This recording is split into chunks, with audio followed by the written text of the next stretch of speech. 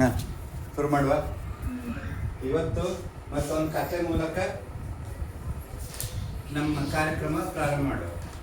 ಕಥೆ ಕೇಳಲಿಕ್ಕೆ ಇಷ್ಟ ಇದೆಯಾ? ಗಟ್ಟಿಯಾ? ಅದೆಯಾ?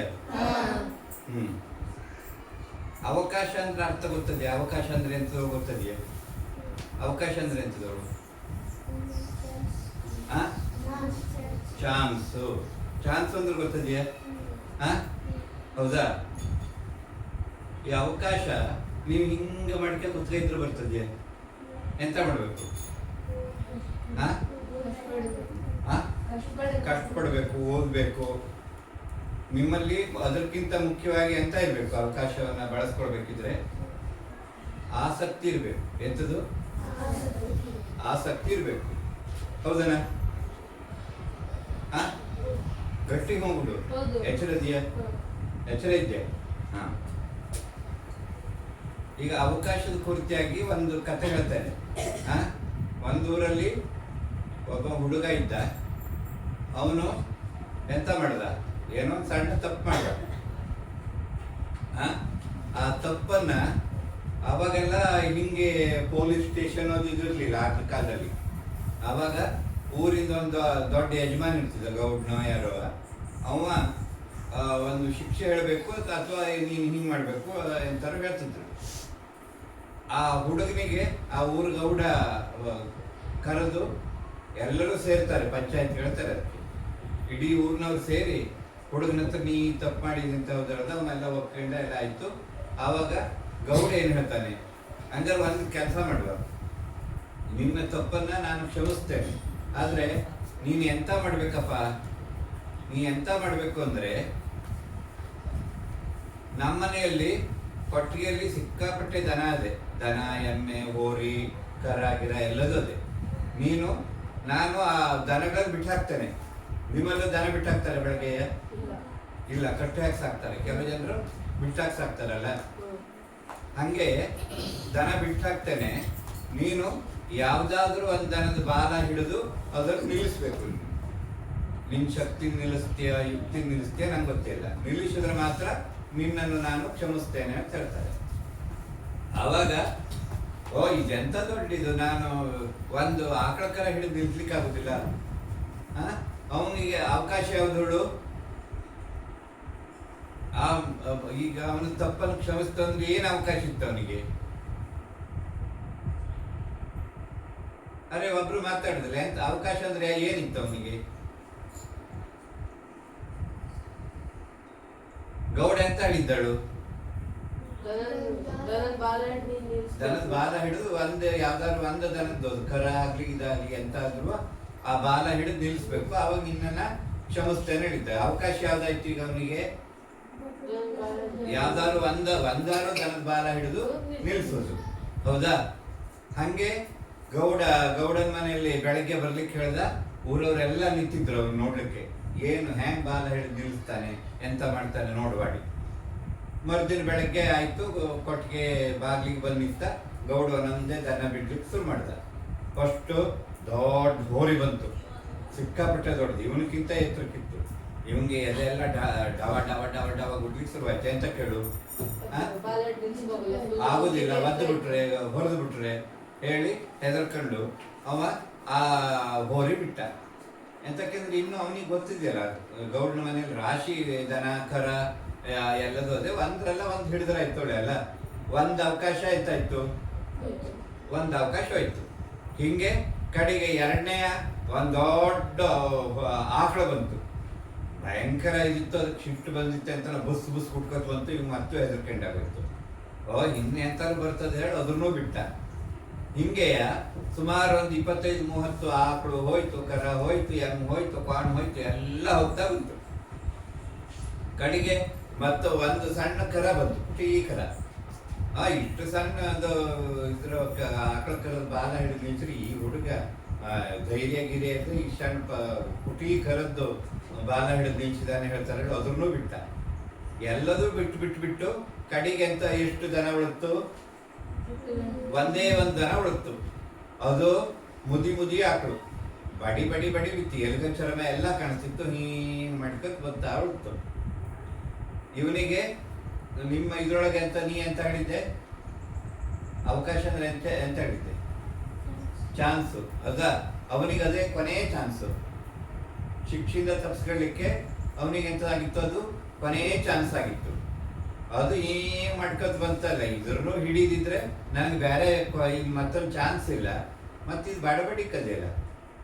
ಹಂಗಾಗಿ ಇದು ಏನೂ ತೊಂದ್ರೆ ಇಲ್ಲ ಹೇಳಿ ಆರಾಮು ಹೆಂಗಂದ್ರು ಬಾಲ ಹಿಡಿಲಿಕ್ಕೆ ಆಗ್ತದಲ್ಲಿ. ಹಿಂಗೆ ಕೋಡ್ ಹಿಡ್ದ ಮೈ ಎಲ್ಲ ಸಾವ್ರದ ಅದು ಹಿಂಗೆ ಮಾಡ್ಕೊಂಡಿರ್ತದೆ. ಲಾಸ್ಟ್ ಹಿಂದೆ ಬದಿಗೆ ಬಾಲ ಹಿಡಿಬೇಕು ನೋಡ್ತಾನೆ, ಆ ಆಕಳಿಗೆ ಬಾಲ್ವೇ ಇಲ್ಲ. ಈ ಕತೆ ಎಂತ ಹೇಳ್ತದೆ ನಿಮ್ಗೆ? ಎಂತ ಅರ್ಥ ಆಯ್ತು ಈ ಕಥೆಯಲ್ಲಿ?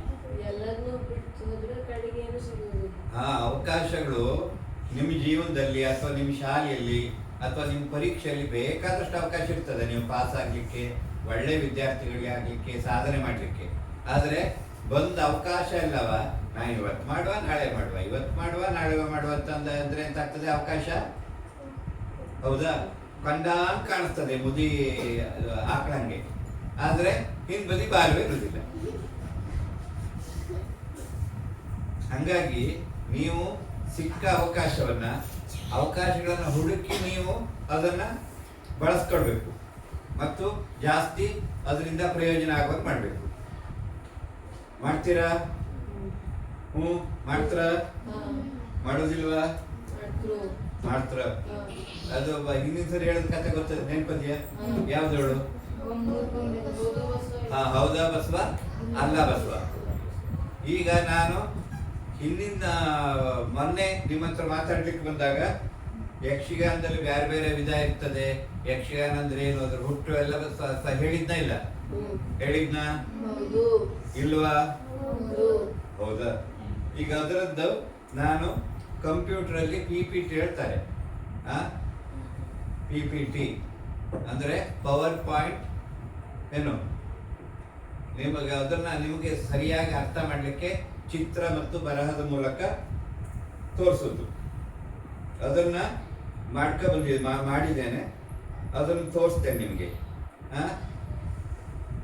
ನಿಮ್ಮ 3ನೇ ಕ್ಲಾಸ್ನವರಿಗೆ ಯಕ್ಷಗಾನ ಬಗ್ಗೆ ವಿಷಯ ಇದೆಯಲ್ಲ, ಅದು ಹಿಡ್ಕೊಂಡೇ ಕೂತಿದ್ದೀರಲ್ಲ.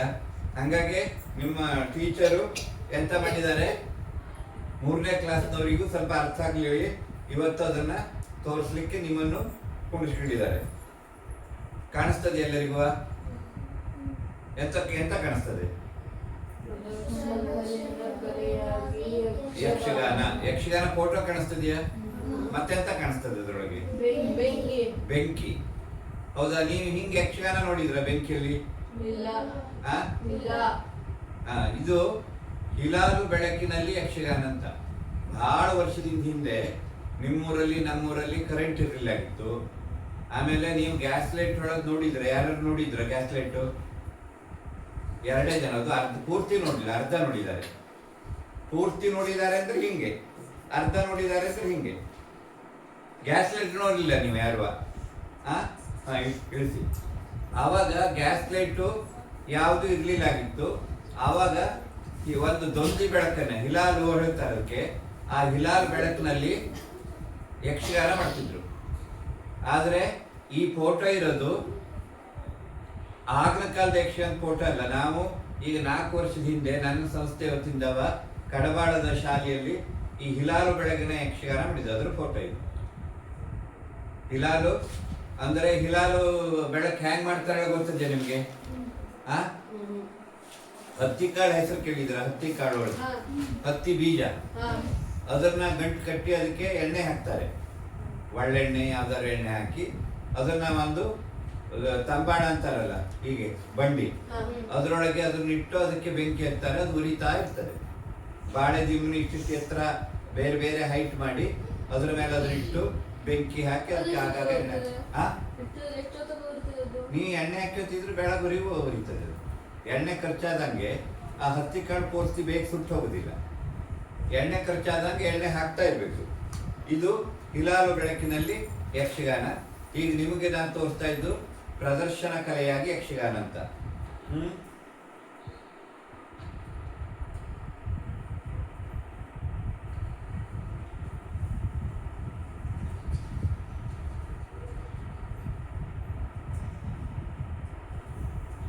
ಯಕ್ಷಗಾನದ ಉಗಮ ಯಾರು ಯಾರು ಚೆನ್ನಾಗಿ ಓದ್ಲಿಕ್ಕೆ ಬರ್ತದೆ ಕನ್ನಡದಲ್ಲಿ? ನಿಮ್ಮಲ್ಲಿ ಯಾರಿಗೆ ಓದ್ಲಿಕ್ಕೆ ಬರ್ತದೆ? 6ನೇ ಕ್ಲಾಸು 7ನೇ ಕ್ಲಾಸು? ಬಾರ ನೀ ಬಾರ, ಓದ್ಲಿಕ್ಕೆ ಬರ್ತದೆಯಾ? ಬಾ. ನೀವೆಲ್ಲ ಇದನ್ನೇ ನೋಡ್ತಾ ಇರ್ಬೇಕು, ಅಲ್ಲಿ ಕಿಸಿ ಪಾಸಿ ಗಿಸಿ ಎಲ್ಲ ಬಿಡ್ತಾ ಇರಬಾರ್ದು. ಬಯದಲ್ಲಿ ಕುತ್ಕೋಬೋದು. ಕುತ್ತ ಸರಿ, ಆರಾಮ್ ಕುತ್ತ.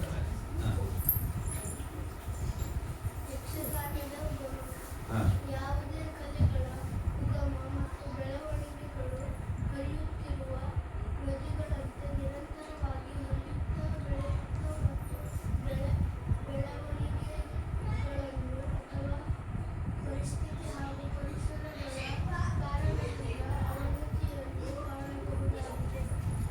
ಹಾಗಾಗಿ ಯಕ್ಷಗಾನ ಯಾವಾಗ ಹೇಗೆ ಉದಯವಾಯಿತು ಎಂದು ನಿಖರವಾಗಿ ಹೇಳಲು ಸಾಧ್ಯವಿಲ್ಲ. ಆದರೆ ಅದರ ಪ್ರಾಚೀನತೆಯು 12ನೇ ಶತಮಾನದ ವರೆಗೂ ಹೋಗುತ್ತದೆ. ಯಕ್ಷಗಾನ ಪ್ರಾಚೀನ ಕಾಲದಲ್ಲಿ ಒಂದು ಗಾಯನ ಪ್ರಕಾರವಾಗಿತ್ತು.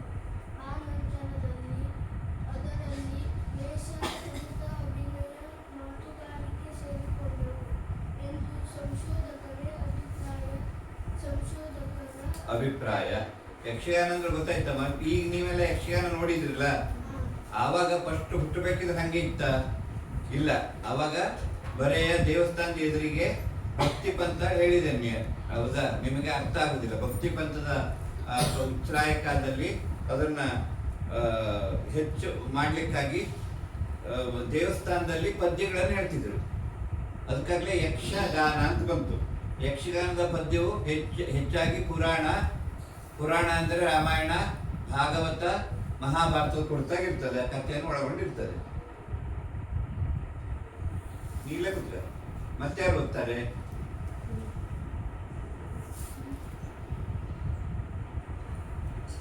ಯಕ್ಷಗಾನದ ಬೆಳವಣಿಗೆ ನೀನೇ ಓದು ಕಡೆಗೆ. ಯಕ್ಷಗಾನದ ಬೆಳವಣಿಗೆ ಆಂತರಿಕ ಬೆಳವಣಿಗೆಗೆ ಕಲೆ, ಸಾಹಿತ್ಯ, ಕೃತಿ ರಚನೆ, ಪಾತ್ರ ಚಿತ್ರಣ, ರಂಗತಂತ್ರ ಇವುಗಳು ಆಂತರಿಕ ಬೆಳವಣಿಗೆಗಳು. ಈಗ ಒಂದು ನಿಮಿಷ, ಆಂತರಿಕ ಬೆಳವಣಿಗೆ ಬಾಹ್ಯ ಬೆಳವಣಿಗೆ ಅಂದ್ರೆ ಅರ್ಥ ಆಗ್ತದೆ ನಿಮಗೆ? ಆಂತರಿಕ ಬೆಳವಣಿಗೆ ಬಾಹ್ಯ, ಈಗ ಆಂತರಿಕ ಬೆಳವಣಿಗೆ ಹೇಳಿದೆ ಅಲ್ವಾ? ತುದಿಗೆ 2ನೇ ಬಾಹ್ಯ ಬೆಳವಣಿಗೆ ಹೇಳಿದೆ. ಬಾಹ್ಯ ಬೆಳವಣಿಗೆ ಅಂದ್ರೆ ಕಣ್ಣಿಗೆ ಕಾಣೋದು. ಈಗ ನಿನ್ನ ಹೆಸರು ಎಂತದು? ಅಂಕುಶ. ಅಂಕುಶ ಮೊದಲು ಹುಟ್ಟಬೇಕಿದ್ರೆ ಎಷ್ಟು ದೊಡ್ಡಕ್ಕಿದ್ದ? ಇಷ್ಟೇ ದೊಡ್ಡಕ್ಕಿದ್ದಲ್ಲ. ಆಮೇಲೆ ಬೆಳೀತಾ ಬೆಳೀತಾ ಬೆಳೀತಾ ಈಗ ಇಷ್ಟೇ ಎತ್ತರಕ್ಕಾಗಿದ್ದಾನೆ, ಕೂದಲು ಬಂದದೆ, ಇದೆಲ್ಲ ಬಂದಿದೆ. ಇದು ಬಾಹ್ಯ ಬೆಳವಣಿಗೆ. ಅಂದ್ರೆ ಬಾಹ್ಯ ಬೆಳವಣಿಗೆ ಅಂದ್ರೆ ನಮ್ಗೆ ನೋಡ್ಲಿಕ್ಕೆ ಕಣ್ಣಿಗೆ ಕಾಣಿಸ್ತದೆ. ಆಂತರಿಕ ಬೆಳವಣಿಗೆ ಅಂದ್ರೆ ಎಂತದ್ದು? ಒಳಗಡೆ ಇರೋದು. ಅವನ ಬುದ್ಧಿಶಕ್ತಿ ಬೆಳೆಯೋದು, ಅಂದ್ರೆ ವಿಚಾರ ಮಾಡೋ ರೀತಿ ಬೆಳೆಯೋದು, ಅವ ಬರೆಯೋದು ಬೆಳೆಯೋದು, ಮಾತಾಡೋದು, ಇದೆಲ್ಲ ಎಂಥದ್ದು? ಆಂತರಿಕ ಬೆಳವಣಿಗೆ. ಬಾಹ್ಯ ಬೆಳವಣಿಗೆ ಅಂದ್ರೆ ಕಣ್ಣಿಗೆ ಕಾಣೋದು. ರಂಗಸ್ಥಳ, ಚೌಕಿ ಮನೆ, ಡೇರೆ ಮೇಳ, ಟಿಕೆಟು, ಮಾರಾಟ, ಪ್ರಚಾರ, ಧ್ವನಿ ಬೆಳಕು, ಯಂತ್ರೋಪಕರಣಗಳು.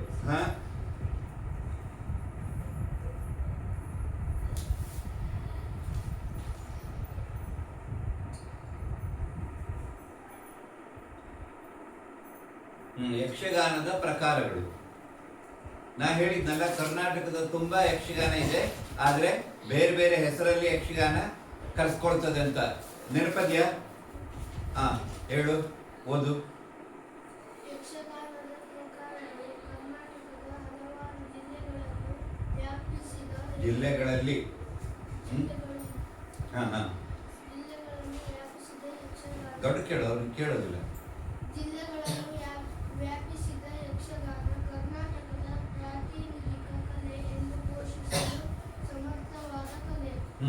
ಇದರಲ್ಲಿ ಪ್ರಮುಖವಾಗಿ 2 ಪ್ರಕಾರಗಳನ್ನು ಗುರುತಿಸುತ್ತಾರೆ: ಮೂಡಲಪಾಯ ಮತ್ತು ಪಡುವಲಪಾಯ. ಮೂಡಲಪಾಯ ಯಕ್ಷಗಾನ ಮೈಸೂರು, ಮಂಡ್ಯ, ಬೆಂಗಳೂರು ಗ್ರಾಮಾಂತರ, ತುಮಕೂರು,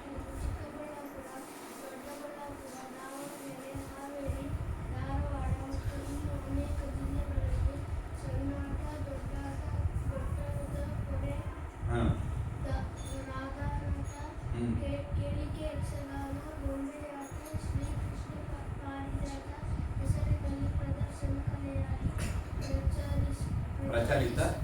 ಪ್ರಚಲಿತದಲ್ಲಿದೆ. ಹಾ, ಈಗ ನಿಮ್ಮ 3ನೇ ಪಾಠದಲ್ಲಿ ಯಕ್ಷಗಾನದಲ್ಲಿ ಬಂದಿದೆಯಾ ಮೂಡಲಪಾಯ ಪಡುವಲಪಾಯ ಅಂತ 2 ವಿಭಾಗ ಇರ್ತದೆ ಅಂತ? ಕೊಡ್ಲಿಲ್ಲ, ಇಷ್ಟು ವಿಸ್ತಾರ ಕೊಡ್ಲಿಲ್ಲ ಅಲ್ಲ. ಮೂಡಲಪಾಯ ಅಂದ್ರೆ ನಾ ಮೊನ್ನೆ ಹೇಳಿದ್ನಲ್ಲ, ಮೂಡಲ ಪಡುವಣ ತೆಂಕಣ ಬಡಗಣ ಹೇಳಿದ್ನ. ಆ 4 ದಿಕ್ಕು ತಿಟ್ಟು ಗಡುಗು ತಿಟ್ಟು ಅದು ಮುಂದೆ ಬರ್ತದೆ. ಈಗ ಪಡುವಲಪಾಯ ಅಂದ್ರೆ ಪಡುವಲಪಾಯ ಹೋದ ಇಲ್ಲ. ಮುಂದೆ ಮುಂದೆ ಹೋಗುದು.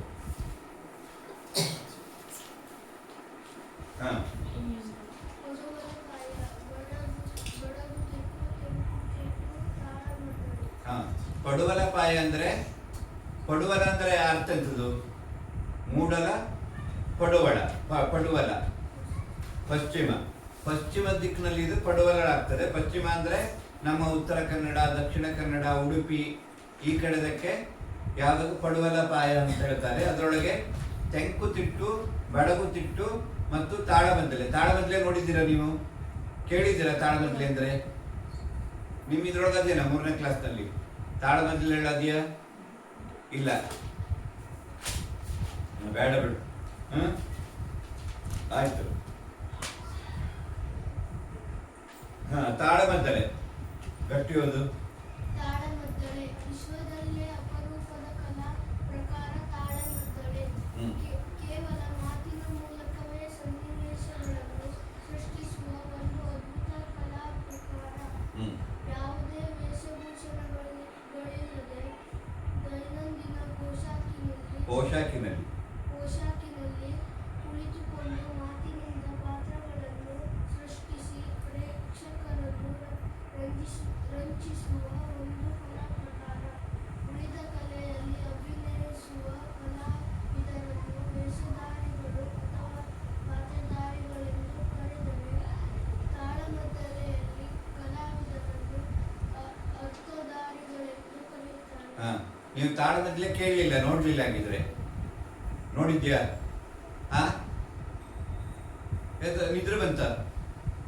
ನಿದ್ರೆ ಬಂತನ? ಹ್ಞೂ ಹ್ಞೂ ಎರಡೂ ಇಲ್ಲಲ್ಲ. ನಿದ್ರೆ ಬಂತನ? ಅಂದ್ರೆ ಮತ್ತೆ ಗಟ್ಟಿ ಹ್ಞೂ ಅಥವಾ ಹ್ಞೂ ಗುಡಿ ಎಚ್ಚರದ ನೋಡ್ಲಿಲ್ಲ. ತಾಳಮದ್ದಲೆ ಅಂದ್ರೆ ಒಂದು ಅಪರೂಪದ ಕಲಾ ಪ್ರಕಾರ. ಈಗ ನೀವು ಈ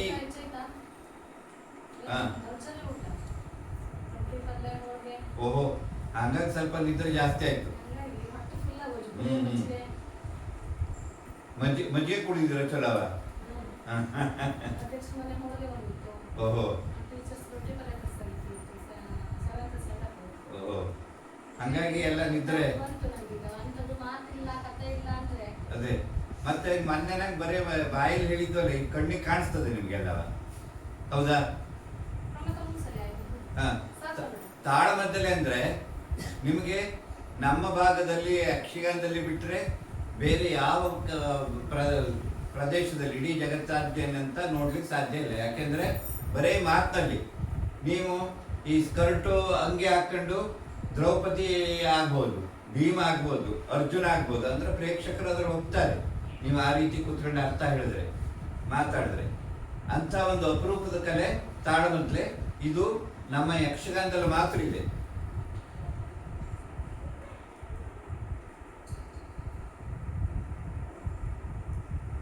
ಇದು ತಾಳಮದ್ದಲೆಯಲ್ಲಿ ಹೆಂಗೆ ಅರ್ಥಧಾರಿಗಳು ಕುತ್ಕೊಳ್ತಾರೆ, ಹೆಂಗೆ ಅರ್ಥ ಹೇಳ್ತಾರೆ ಹೇಳೋದು ಫೋಟೋ ಇದೆ ನೋಡಿ. ನೋಡಿದ್ರ ತಾಳಮದ್ದಲೆ? ಇಲ್ಲ, ಇಟ್ಲಲ್ಲಿ ತಾಳಮದ್ದಲೆ ಆಗ್ಲಿಲ್ಲ. ನೋಡು, ತಾಳಮದ್ದಲೆಯಲ್ಲಿ ದಿನ ಹಾಕೋ ಪೋಷಾಕನೇ ಅಂದ್ರೆ ಬಟ್ಟೆ ಹಾಕೊಂಡೆ, ಮತ್ ಮೇಕಪ್ ಇಲ್ಲ, ಅರ್ಜುನ್ ಮಾಡ್ಕೊಂಡು ಮೀಸೆ ಹಚ್ಕೊಳ್ಳಿಲ್ಲ, ಹಂಗೆ ಕುತ್ಕೊಂಡು ಅರ್ಥ ಹೇಳ್ತಾ ಇದ್ದಾರೆ. ಆದ್ರೆ ಪ್ರೇಕ್ಷಕರು ಅದನ್ನು ಒಪ್ಕೊಳ್ತಾರೆ, ನಂಬ್ತಾರೆ, ಹಂಗೆ ಒಂದು ದೃಶ್ಯವನ್ನು ಕಟ್ತಾರೆ. ಇದು ತಾಳಮದ್ದಲೆ ಫೋಟೋ.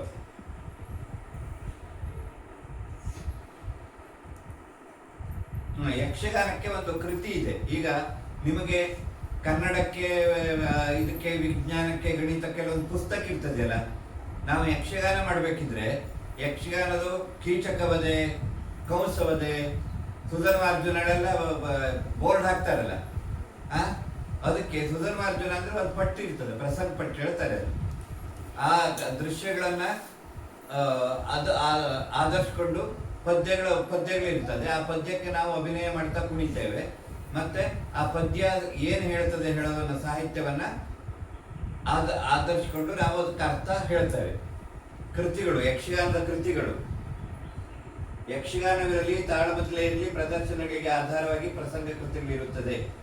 ಇಲ್ಲಿಯವರೆಗೆ ಯಕ್ಷಗಾನದಲ್ಲಿ ರಾಮಾಯಣ, ಮಹಾಭಾರತ, ಭಾಗವತ, ಐತಿಹಾಸಿಕ, ಕಾಲ್ಪನಿಕ, ಸಾಮಾಜಿಕ ವಿಷಯಗಳೊಳಗೊಂಡ ಸುಮಾರು 5,000ಕ್ಕೂ ಹೆಚ್ಚು ಕೃತಿಗಳಿವೆ. ಅಂದ್ರೆ 5,000ಕ್ಕೂ ಹೆಚ್ಚು ಪ್ರಸಂಗವನ್ನು ಬರೆದಿದ್ದಾರೆ ಬೇರೆ ಬೇರೆ ಕೃತಿಕಾರರು. ಈ ಎಲ್ಲ ಕೃತಿಗಳಿಂದ ಸುಮಾರು 10 ಕೋಟಿ ಹಾಡುಗಳ ರಚನೆ ಇರಬಹುದು. ಈ ಎಲ್ಲ ಹಾಡು ಅಥವಾ ಪದ್ಯಗಳು ಶಾಸ್ತ್ರೀಯವಾಗಿ ಛಂದಸ್ಸು, ತಾಳ, ರಾಗಗಳನ್ನು ಒಳಗೊಂಡಿದೆ. ನೋಡಿ, ಇದು ಕೃತಿಗಳು. ಹೆಂಗೆ ಪ್ರಸಂಗ ಪಟ್ಟಿ ಹೆಂಗಿರ್ತದಪ್ಪ ಹೇಳೋದಕ್ಕೆ ಒಂದು ಪ್ರಸಂಗ ಪಟ್ಟಿಯ ಫೋಟೋ ಹಾಕಿದ್ದೇವೆ ಎರಡು. ಮತ್ತೆ ಆ ಪದ್ಯಗಳನ್ನು ಹೆಂಗ್ ಬರೀತಾರೆ, ಸುಮಾರು ಹೆಚ್ಚು ಕಡಿಮೆ ಸ್ವಲ್ಪ ಹಳೆಗನ್ನಡ ಕವನದ ರೀತಿ ಇರ್ತದೆ. ಗದ್ಯ ಅಂದ್ರೆ ಇವನು ಹೋದನು, ಇವನು ಬಂದನು, ಅಲ್ಲಿ ಕುಳಿತುಕೊಂಡನು, ಮಲಗಿದನು, ಸಿಕ್ಕಾಪಟ್ಟೆ ಊಟ ಮಾಡಿದನು, ನಿಮ್ಮ ಹಂಗೆ ಕೂಡಿದನೊಳಗೆ ಇರುವುದಿಲ್ಲ. ಇವತ್ತು ಎಲ್ಲ ಜಾಸ್ತಿ ಆಗಿದ್ದವು. ಇದು ತಾಳಮದ್ದಲೆ, ಇದು ಕೃತಿ. ಇದು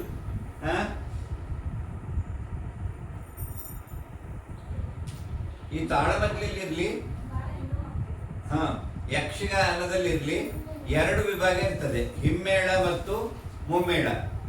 ಇದೇ ನಿಮ್ಗೆ ಹಿಮ್ಮೇಳ ಅಂದ್ರೆ ಯಾರ್ಯಾರು ಇರ್ತಾರೆ? ಹಿಮ್ಮೇಳ ಅಂದ್ರೆ ಪದ್ಯಗಳ ಭಾಗವತರು ಇರ್ತಾರೆ.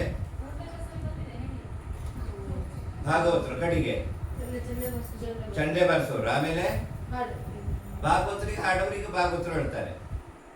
ಆಮೇಲೆ ಮದ್ದಲೆ ಬಾರಿಸೋರು, ಭಾಗವತರು, ಮದ್ದಲೆ ಬಾರಿಸೋರು, ಚಂಡೆಯವರು, 3 ಜನ ಹಿಮ್ಮೇಳದಲ್ಲಿ ಇರ್ತಾರೆ. ಇದು ಹಿಮ್ಮೇಳ ಆಯ್ತು. ಇನ್ನು ಮುಂದೆ ಬರುವುದು ಚಿತ್ರ. ನೋಡಿ, ಹಿಮ್ಮೇಳದವರು ಹೇಗಿರ್ತಾರೆ, ಅವ್ರ ಡ್ರೆಸ್ ಹೇಗಿರ್ತದೆ. ಒಂದು ತಲೆಗೆ ಒಂದು ಪೇಟ ಸುತ್ಕೊಳ್ತಾರೆ.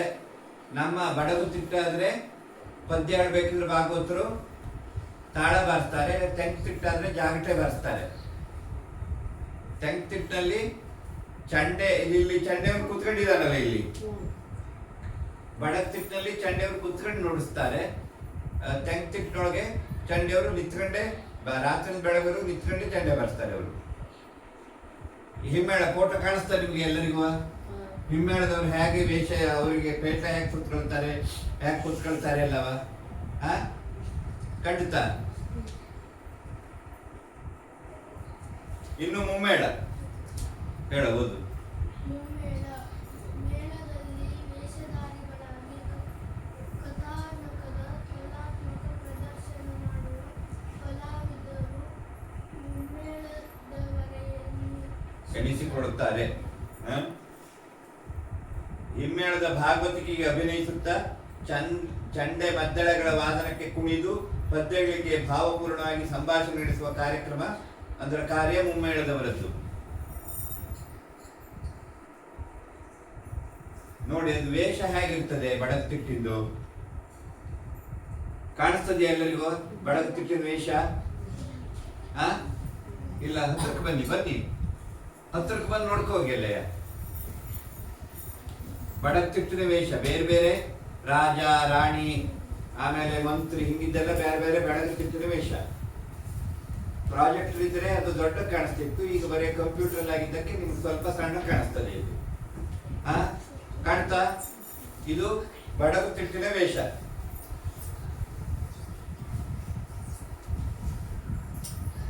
ಇದು ನೋಡಿ, ಋಷಿ ಮುನಿಗಳು ಇದಾದ್ರೆ ಈ ನಮ್ನಿ ವೇಷ ಮಾಡ್ಕೊಳ್ತಾರೆ. ಸ್ತ್ರೀ ವೇಷ ಆದ್ರೆ ಈ ರೀತಿ ಸ್ತ್ರೀ ವೇಷದ ವೇಷ ಮಾಡ್ತಾರೆ ಗಂಡು ಮಕ್ಕಳೇ. ಈಗ ಹೆಣ್ಮಕ್ಳು ಮಾಡ್ತಾರೆ, ನಿಮ್ಮ ವಯಸ್ಸಿನವರು ಮಾಡ್ತಾರೆ ಯಕ್ಷಗಾನ. ಇದು ನೀವು ನೋಡ್ತಾ ಇರೋದು ಋಷಿ ಮತ್ತು ರಾಣಿ ಅಥವಾ ಸ್ತ್ರೀ ವೇಷ. ಕಾಣಿಸ್ತದೆ ಎಲ್ಲರಿಗೂ? ನೋಡಿದ್ರೆ ಎಲ್ಲರೂ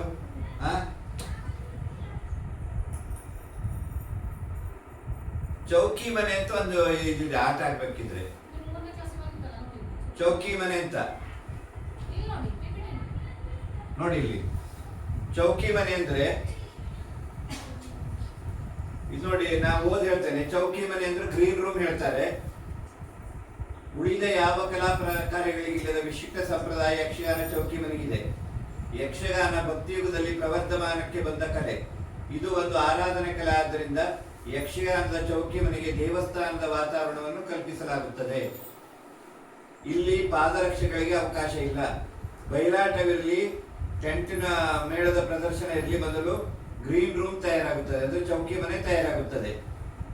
ಅಲ್ಲಿ ಯಕ್ಷಗಾನದಲ್ಲಿ ಬಳಸುವ ಕಿರೀಟವನ್ನೇ ಗಣಪತಿಯ ರೂಪದಲ್ಲಿ ಪ್ರತಿಷ್ಠಾಪಿಸಲಾಗುತ್ತದೆ.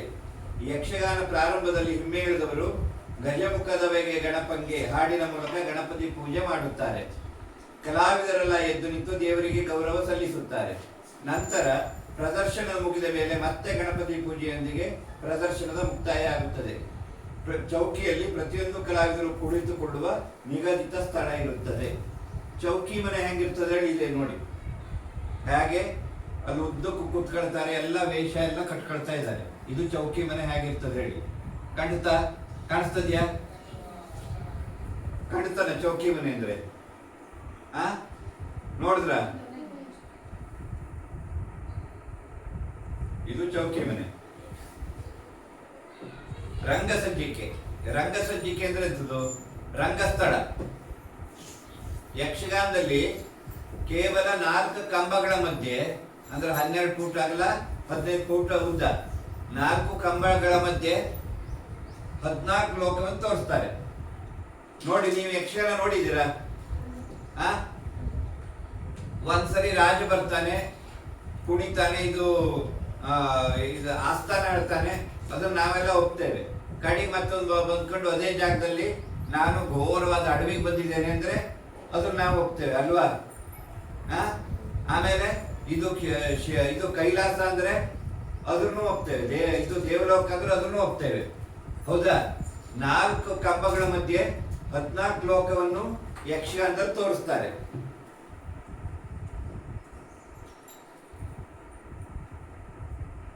ನೋಡಿ, ಯಕ್ಷಗಾನದ ರಂಗಸ್ಥಳ ಹೇಗಿರ್ತದೆ ಹೇಳಿ. ರಂಗಸ್ಥಳ ನೋಡಿದ್ರ? ಯಕ್ಷಗಾನದ ರಂಗಸ್ಥಳ, ಯಕ್ಷಗಾನದಲ್ಲಿ ರಂಗಸ್ಥಳ ಅಂದ್ರೆ ಸ್ಟೇಜ್ ಹೇಳ್ತೀರಲ್ಲ ನೀವು, ಅದು ಹೇಗಿರ್ತದೆ?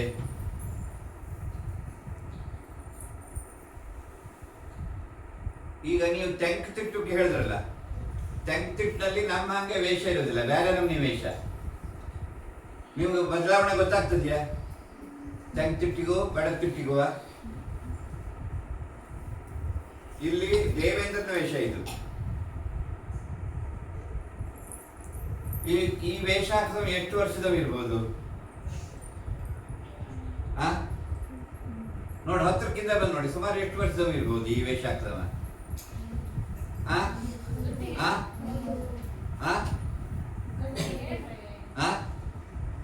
ಎಷ್ಟು ವರ್ಷದವ್ ಇರ್ಬೋದು? ನನ್ನ ವಯಸ್ಸ? ಎಷ್ಟು ವರ್ಷದವ್ ಇರ್ಬೋದು ಈ ವೇಷ ಹಾಕಿದವ? ಮೀಸೆ ಗೀಸೆ ಕಟ್ಕೊಂಡಿದ್ದಾನೆ,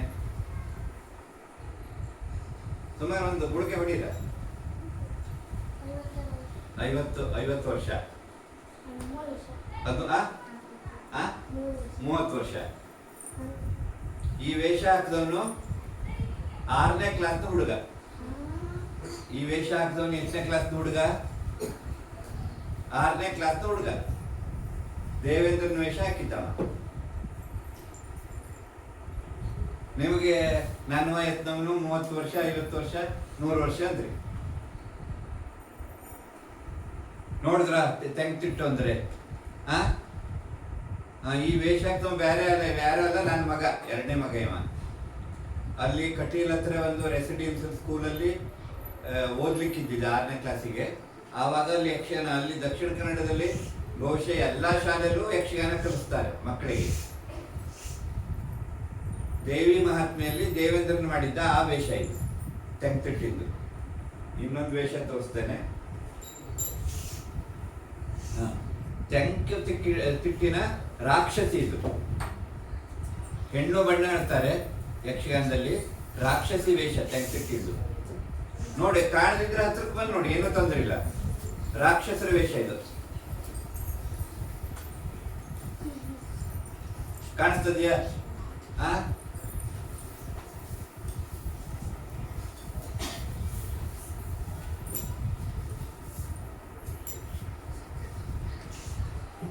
ಇನ್ನು ಸಾಕಲ್ಲ ನಿಮ್ಗೆಲ್ಲ. ಯಕ್ಷಗಾನದಲ್ಲಿ ಎರಡು ರೀತಿ ಇರ್ತದೆ. ಒಂದು ಬಯಲಾಟ ಮೇಳ, ಒಂದು ಡೇರೆ ಮೇಳ. ಬಯಲಾಟದ ಮೇಳ ಅಂದ್ರೆ ಹರಕೆ ಹೊತ್ಕೊಳ್ತಾರಲ್ಲ ಯಕ್ಷಗಾನದಲ್ಲಿ, ಅದು ಗೊತ್ತಿದೆಯಾ ನಿಮ್ಗೆ? ಆ ಇಲ್ಲ. ಈಗ ದಕ್ಷಿಣ ಕನ್ನಡದಲ್ಲಾದ್ರೆ ಬೆಳಕಿನ ಸೇವೆಗಳು ಕರೀತಾರೆ. ಈಗ ಹರಕೆ ಹೊತ್ಕೊಳ್ಳೋದು ಅಂದ್ರೆ ರಾಶಿಯೇ.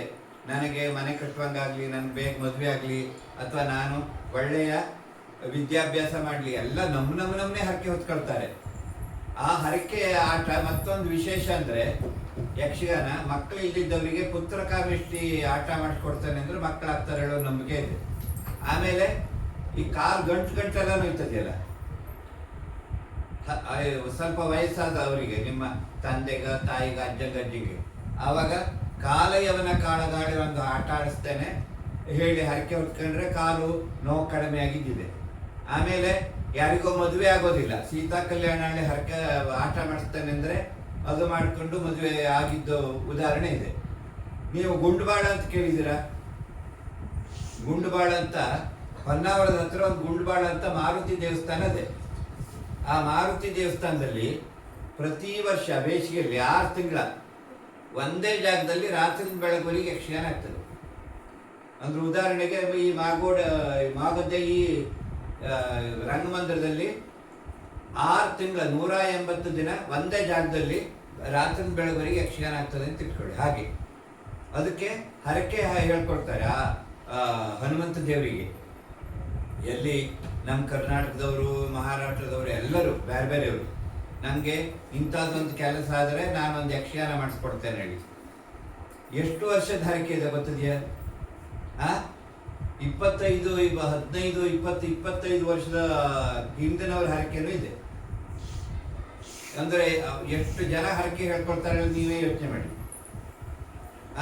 ಅಷ್ಟು ಯಕ್ಷಗಾನದಲ್ಲಿ ಅದು ಆರಾಧನೆ ಕಲೆ ಅಂತ ಇದೆ, ಒಂದು ಶಕ್ತಿ ಇದೆ. ನೀವು ಅದನ್ನ ಹರಕೆ ಹೇಳ್ಕೊಂಡ್ರೆ ಸುಮಾರು ಜನರಿಗೆ ಆ ಕೆಲಸ ಆಗ್ತದೆ. ಬಹುಶಃ ಬೇರೆ ಎಲ್ಲೂ ಇಲ್ಲ, ಒಂದೇ ಕಡೆ ರಾತ್ರಿ ಬೆಳಗುವರೆಗೆ 180 ದಿನ ಯಕ್ಷಗಾನ ಆಗೋದು. ಜನ ಇರ್ಲಿ ಇಲ್ಲದೆ ಹೋಗ್ಲಿ, ಯಾರು ಕಲಾವಿದರು ಬೇಸರನೇ ಮಾಡ್ಕೊಳ್ಳೋ ರಾತ್ರಿ ಬೆಳಗುವರೆಗೆ ಯಕ್ಷಗಾನ ಮಾಡ್ತಾರೆ. ನೀವಲ್ಲಿ ಗುಂಡುಬಾಳಕ್ಕೆ ಹೋದ್ರು 11 ದಿನ ಒಂದು 3 ನಾಯಿ 2 ದನ ಹಿಂಗೆ ಕುತ್ಕೊಂಡು ಮನ್ಕೊಂಡು ಅಲ್ಲಿ ನೋಡ್ತಿರ್ತದೆ. ಆದ್ರೆ ಅವ್ರು ಮುಂದೆ ದೇವ್ರು ನೋಡೋವಿದ್ದ ಅಂತ ಹೇಳಿ ಕಲಾವಿದರು ಬೆಳಗುವರೆಗೆ ಯಕ್ಷಗಾನ ಮಾಡ್ತಾರೆ.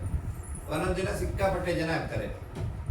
180 ದಿನ ಯಾರಿಗಾರು ಯಕ್ಷಗಾನ ನೋಡಿ ರಾತ್ರಿ ಬೆಳಗುವರೆಗೆ ನಿದ್ರೆ ಇಡ್ಲಿಕ್ಕೆ ಆಗ್ತದೆಯಾ? ಇಲ್ಲ, ಹೌದಾ? ಅವರವರ ಅನುಕೂಲಕ್ಕೆ ನೋಡಿ ಬರ್ತಾರೆ. ಆದ್ರೆ ನಿರಂತರವಾಗಿ ಆ ಹರಕೆ ಬಯಲಾಟ ಆಗ್ತಾ ಇದೆ. ಒಂದು ಬಯಲಾಟ, ಇನ್ನೊಂದು ಬೇರೆ ಬೇರೆ ಕಡೆಗೆ ಬಂದು ಡೇರೆ ಮೇಳ, ಟೆಂಟ್ ಮೇಳ ಹೇಳ್ತಾರಲ್ಲ, ಅವರು ಟಿಕೆಟಿಗೆ ಬಂದು ಕುರ್ಚಿ ವ್ಯವಸ್ಥೆ ಹಾಕಿ ಟೆಂಟ್ ಕಟ್ಟಿ ಡೇರೆ ಕಟ್ಟಿ ಇವತ್ತು ಆಟ ಬೆಳಗ್ಗೆ ಬಂದು ಎಲ್ಲ ಕಟ್ತಾರೆ, ರಾತ್ರಿ ಬೆಳಗ್ಗೆ ಯಕ್ಷಗಾನ ಮಾಡ್ತಾರೆ, ನಾಳೆ ಬೆಳಗ್ಗೆ ಆ ಜಾಗ ಖಾಲಿ ಇರ್ತದೆ. ಹೀಗೆ ಟೆಂಟ್ ನಾಟ ಹೇಳ್ತಾರೆ ಅಥವಾ ಡೇರೆ ಮೇಳ ಹೇಳ್ತಾರೆ. 2 ರೀತಿಯ ಯಕ್ಷಗಾನ ಮೇಳ ಇದೆ. ಇದು ಯಕ್ಷಗಾನದ ಕುರಿತಾಗಿ ಒಂದು ಸಣ್ಣ PPT. ನಿಮಗೆ 3ನೇ ಕ್ಲಾಸ್ನವ್ರಿಗೆ ಕರೆಕ್ಟ್ ಅರ್ಥ ಆಯ್ತಾ? ಇದು ಇನ್ನೂ ದೊಡ್ಡದಾಗಿ ನೋಡಿದ್ರೆ ನಿಮಗೆ ಇನ್ನೂ ಚಂದ ಆಗ್ತಿತ್ತು ನಿಮ್ಗೆ ವೇಷ ಅಲ್ಲವ. ಆದರೆ ಪ್ರೊಜೆಕ್ಟರ್ ಇಲ್ಲದೆ ಇದ್ದಿದ್ರಿಂದ ಬರೇ ಸಣ್ಣದಾಗಿ ನಾವು ನೋಡಿದ್ದೇವೆ.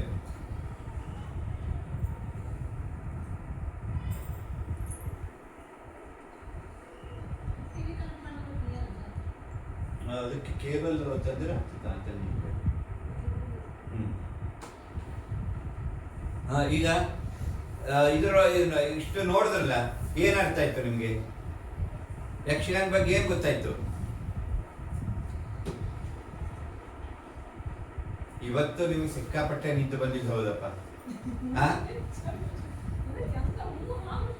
ಹೂನು ಇಲ್ಲ ಹೂನು ಇಲ್ಲ.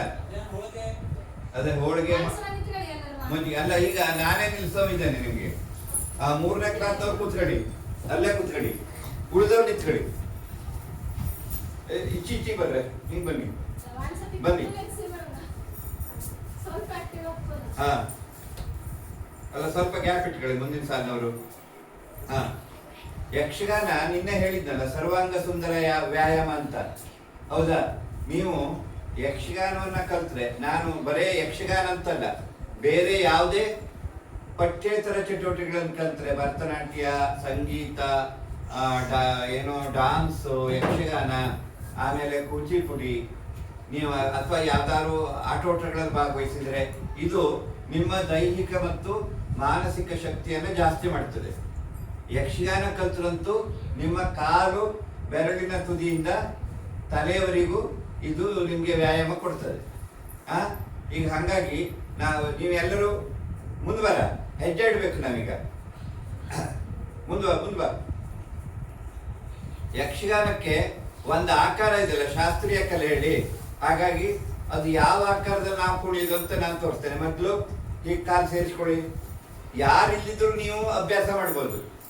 ಈ ರೀತಿಯಲ್ಲಿ ನೀವು ಅಭ್ಯಾಸ ಮಾಡಿದ್ರೆ ಕಾಲು ವಿ ಆಕಾರ ಮಾಡಿ, ಪಾದವನ್ನ ಎರಡು ಕಾಲುಗಳ ಮಧ್ಯೆ 4 ಅಂಗ್ಲ ಗ್ಯಾಪ್ ಇಟ್ಕೊಳ್ಳಿ. ಅಂದಾಜು ಸ್ವಲ್ಪ ಹೆಚ್ಚು ಕಡಿಮೆ. ಸೊಂಟದ ಮೇಲೆ ಕೈ ಇಡಿ, ಬಗ್ಗಿ. ಇದು ಯಕ್ಷಗಾನದ ಆಕಾರ. ಆರಾಮ ಇಡಿ. ಈಗ ಬಲಗಾಲಿಂದ ಸ್ಟಾರ್ಟ್ ಮಾಡಬೇಕು. 1 2 3 4 5 6 ಹೇಳ್ತಾನೆ. ಒಂದೊಂದು ಹೆಜ್ಜೆ ಇಡಿ. 1 2 3 ಸ್ಟಾರ್ಟ್. 1 2 3 4 ಬರ್ಬೇಕು. 5 6 7 8 1 2 3 4 5 6 7 8. ನೆಲ ನೋಡಿ, ನೆಲ ಗಟ್ಟಿ ಅದೇ. ನೀವು ಹೆಜ್ಜೆ ಇಟ್ರೆ ಅದರ ಸತ್ತಿಗೆ ನೀವು ಇಳಿಯೋದಿಲ್ಲ. ನೆಲ ನೋಡ್ಕೊತ ಎಲ್ಲಿ ನೆಲ ಕಿತ್ತು ಹೋಗ್ತದೆ ಅಥವಾ ಡೊಂಬಾಗಿ ನಾನೇ ಕೆಳಗೆ ಹೋಗ್ಬಿಡ್ತಾನೆ ಹೇಳೋದು ಬೇಡ. ಈಗ ಬರೇ ಕಾಲೊಂದೇ ಅಲ್ಲ, ಕೈಯೂ ಇರ್ತದೆ ಅದರೊಳಗೆ. ಹೀಗೆ ಮಾಡಿ, ಹೀಗೆ ಉದ್ದ ನಮಸ್ಕಾರ. ಹೀಗೆ ಉಲ್ಟಾ ಮಾಡಿ. ಒಂದು ಹಸ್ತ ಮುಂದೆ, ಒಂದು ಹಸ್ತ ಒಳಗಡೆ. ಹಿಂದೆ ಮುಂದೆ ಅಲ್ಲ, ನೇರವಾಗಿ. ಈಗ ಒಂದೊಂದೇ ಕೈ ತಿರ್ಸು. 1 2 3 4 1 2 3 4 5 6 7 8 1 2 3 4 5 6 7 8. ಈಗ ಇದು ಅಷ್ಟೇ. ಆಮೇಲೆ ನೀವೇನ್ ಮಾಡ್ಬೇಕು ಅಂದ್ರೆ, ಯಾವ ಹೆಬ್ಬೆರಡು ಮೇಲಿರ್ತದೆಯಾ ಅದರಲ್ಲಿ ನಿಮ್ಮ ದೃಷ್ಟಿ ಹಿಂಗ ಆ ಕಡೆ ಈ ಕಡೆ ನೋಡ್ಬೇಕು. ಮುಖ ತಿರ್ಸಲ್ಲ. ಅದು ಕಣ್ಣಿಗೂ ವ್ಯಾಯಾಮ ಆಗ್ತದೆ. ಈಗ ಒಂದು ಸಣ್ಣ ಪ್ರಯತ್ನ ಮಾಡುವ. ಕಾಲು ಮತ್ತು ಕೈಯನ್ನ ಸೇರಿಸಿ ಮಾಡೋದು. ಎಲ್ಲರೂ ಹೀಗೆ ನಿಂತ್ಕೊಳ್ಳಿ. 1 2 3 ಸ್ಟಾರ್ಟ್. 1 2 3 4 5 6 7 8 1 2 3 4 5 6 7 8. ನೀನು ವಿದುಷಕ್ರ ಪಾರ್ಟಿ ಇಲ್ಲೇ ಮಾಡ್ಬಿಟ್ಟಿಲ್ಲ, ಹೌದನ? ಇದನ್ನ ನೀವು ಸ್ವಲ್ಪ ದಿನ ಅಭ್ಯಾಸ ಮಾಡಿದ್ರೆ ನೀವು ಬೇರೆ ವ್ಯಾಯಾಮ ಮಾಡೋದು ಬೇಡ. ಇದಕ್ಕೂ ಕೈಗೆ ಕಾಲ ಬೆರಳಿಂದ ಸ್ಟಾರ್ಟ್ ಆಗಿ ಕಣ್ಣಿನವರೆಗೂ ತಲೆಯವರೆಗೂ ಕೆಲಸ ಮಾಡ್ತದೆ. ಮತ್ತೆ ಏಕಾಗ್ರತೆ ಜಾಸ್ತಿ ಬೆಳೀತದೆ ನಿಮ್ಮಲ್ಲಿ. ಹೌದಾ? ಇಲ್ಲಪ್ಪ? ಹೀಗೆ ಮತ್ತೆ ಈಗ ಎಷ್ಟು ಚಿಕ್ಕವರು ಯಕ್ಷಗಾನ ಕಲಿತಾರೆ ಅಂದ್ರೆ, 3ನೇ ಕ್ಲಾಸ್ನ ಮಕ್ಕಳಿಂದಾನೆ ಯಕ್ಷಗಾನ ಕಲಿತಾರೆ. 1ನೇ ಕ್ಲಾಸ್ನ ಮಕ್ಕಳು ಯಕ್ಷಗಾನ ಮಾಡೋರಿದ್ದಾರೆ. ಅದು ನಿಮ್ಮ ಅವಕಾಶ ಮತ್ತೆ ನಿಮ್ಮ ಆಸಕ್ತಿಯ ಮೇಲಿದೆ. ಹೌದಾ? ಕೂತ್ಕೊಳ್ಳಿ. ಸ್ವಲ್ಪ ಎಚ್ಚರ ಆಯ್ತಾ? ಇನ್ನೊಂದು ಸ್ವಲ್ಪ ಹೊತ್ತು ಕುಡಿಯೋಣ. ಹಾಗೆ ಎದ್ಗಳಾಗಿದ್ರೆ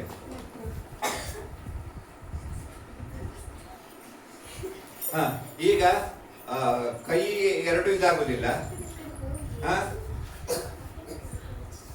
ಇನ್ನೊಂದು ರೀತಿ ಹೆಜ್ಜೆ ಕಲಿಯುವ, ಬರೇ ಒಂದು ಇದಲ್ಲ. ಹಾ, 1 2 3 4 1 2 3 4 1 2 3 4 ಬಲ ಎಡ ಬಲ ಎರಡು ಕಾಲು, ಬಲ ಎಡ ಬಲ ಎರಡು ಕಾಲು, ಬಲ ಎಡ ಬಲ ಎರಡು ಕಾಲು. ಈಗ ಮತ್ತೆ ಎಡಗಾಲ ಮುಂದಿಡೋದು. 1 2 3 ಸ್ಟಾರ್ಟ್. 1 2 3 4 1 2 3 4 ಜಂಪ್ ಮಾಡಿ. 1 2 3 4 1 2 3 4 1 2 3 4. ಈಗ ಕೂತ್ಕೊಳ್ಳಿ. ಈ ತರ ಬಹಳ ರೀತಿಯ ಕುಣಿತಗಳಿದೆ, ಮತ್ತೆ ತಾಳ ಇದೆ. ನೀವು ಕಲ್ತ್ಕೊಂಡ್ರೆ ಬಹಳ ಇನ್ನೂ ಜಾಸ್ತಿ ಕಲಿಬಹುದು, ಸಿಕ್ಕಾಪಟ್ಟೆ ಕಲಿಬಹುದು, ಮತ್ತೆ ಹೆಸರು ಗಳಿಸ್ಬಹುದು. ಈಗ ನಿಮ್ಮ ತಂದೆ ತಾಯಿಗಳು ನೀವು ಚೆನ್ನಾಗಿ ಕಲಿಬೇಕು. ಎಲ್ಲ ತಂದೆ ತಾಯಿಗಳಿಗೂ ಏನಿರ್ತದೆ, ನನ್ನ ಮಗ ಇಂಜಿನಿಯರ್ ಆಗಬೇಕು, ಡಾಕ್ಟರ್ ಆಗಬೇಕು, ಮಾಸ್ಟರ್ ಆಗಬೇಕು, ಎಂತೆಂತೋ ಕನಸು ಇರ್ತದೆಯಲ್ಲ, ಹೌದಾ? ನೀವು ಈಗಿನ ಕಾಲದಲ್ಲಿ ಒಂದು ಒಳ್ಳೆ ಕಲಾವಿದರಾದ್ರೆ ನೀವು ಡಾಕ್ಟ್ರು, ಇಂಜಿನಿಯರು, ಪೊಲೀಸರು, AC/DC ಎಷ್ಟು ಹಣ ಮಾಡ್ತಾರೋ ಅಷ್ಟೇ ಹಣ ಕಲಾವಿದರು ಮಾಡ್ಬೋದು. ಈಗ ಒಂದೊಂದು ಈ ಸೋನು ನಿಗಮ ಸಿನಿಮಾದವರಿಗೆ ಅಥವಾ ಒಬ್ಬೊಬ್ಬರಿಗೆ ಒಂದೊಂದು ಕಾರ್ಯಕ್ರಮಕ್ಕೆ ಎಷ್ಟು ಕೊಡಬೇಕು ಗೊತ್ತಿದೆಯಾ? ಲಕ್ಷಗಟ್ಟಲೆ ಕೊಡಬೇಕು, ಕೋಟಿ ಅಲ್ಲ, ಒಂದು ದಿನದ ಕಾರ್ಯಕ್ರಮಕ್ಕೆ. ಹಾಗಾಗಿ ನೀವು ಬಹಳ ಅಭ್ಯಾಸ ಮಾಡಿ, ಸಾಧನೆ ಮಾಡಿ ಹೆಸರು ಗಳಿಸ್ಕೊಂಡ್ರೆ ಕಲೆ ವಿಭಾಗದಲ್ಲೂ ಅದು ಯಕ್ಷಗಾನ ಇರಲಿ, ನಾಟಕ ಇರಲಿ, ಒಂದು ಬೇಕಷ್ಟು ಎಂತದೆ ಅದು ಬೇಕಷ್ಟು ಜೀವನದಲ್ಲಿ ಆದಾಯವನ್ನು ಕಳ್ಸ್ಕೊಳ್ಬೋದು. ಗೊತ್ತಾಯ್ತಾ? ಈಗ 3ನೇ ಕ್ಲಾಸ್ನವ್ರಿಗೆ ಏನ್ ಅರ್ಥ ಆಯ್ತು ಯಕ್ಷಗಾನ ಬಗ್ಗೆ? ಈಗ ನೀವು ಬರೀ ಪುಸ್ತಕದಲ್ಲಿ ನೋಡಿದ್ರಿ, ಸ್ವಲ್ಪ ಚಿತ್ರ ಎಲ್ಲ ನೋಡಿದ್ರ ಯಕ್ಷಗಾನದ್ದು? ತಾಳ್ಮದ್ಲೆ ಮತ್ತೆ ಯಕ್ಷಗಾನದ ರಂಗಸ್ಥಳ ಹೇಗಿರ್ತದೆ, ಚೌಕಿ ಮನೆ ಹೇಗಿರ್ತದೆ, ವೇಷಭೂಷಣ ಹೇಗಿರ್ತದೆ ಅಲ್ಲವ ನೋಡಿದ್ದೀರಾ? ಈಗ 2 ದಿನ ನಾವು ಕ್ಲಾಸ್ ಮಾಡಿದೇವಲ್ಲ, ನಿಮ್ಗೆ ಏನ್ ಅನಿಸ್ತು? ನೀ ಹೇಳ. ಬರೇ ಖುಷಿ ಆಯ್ತು ಅದೆಲ್ಲ ಬೇಡ, ಅದಕ್ಕೆ ಎಂತಾದ್ರು ಹೇಳು, ಸರಿ ಹೇಳು. ಎಂತೆಂತ ಕಲಿತೆ ಅಥವಾ ಏನಾಯ್ತು? ನಾನು ಕಲಿಬೇಕು, ಯಕ್ಷಗಾನ ಮಾಡ್ಬೇಕು ಅನ್ನಿಸ್ತು. ಕಡೆಗೆ ನಿಂಗೆಂತ ಅನಿಸ್ತ? ಯಕ್ಷಗಾನ ಬಗ್ಗೆ ಅರ್ಥ ಆಯ್ತು ನಿಂಗೆ?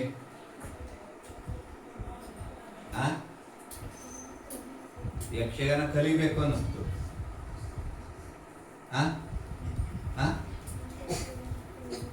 ಕಡಿ ಬ್ಯಾರೆ ದೊಡ್ಡ ನೀವೆಂತ ಅನಿಸ್ತೆ?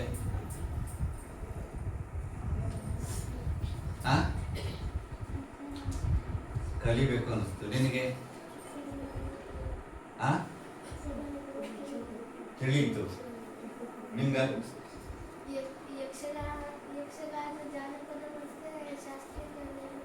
ಗೊತ್ತಾಯ್ತು, ತಿಳ್ಕೊಂಡ್ರು. ಅದೇ ಬೇಡ. ಅವ ಹೇಳಿದ್ದೆ, ನೀ ಹೇಳದಿದ್ದು, ನೀನು ಅವ ಎಲ್ಲ ಒಂದೇ ಏನಾ? ಬೇರೆ ಅಲ್ಲ, ನೀನ್ ಬೇರೆ, ನಿನ್ನ ಬೇರೆ ಅನಿಸಿಕೆ ಬೇರೆ ಹೇಳು ನೋಡುವ.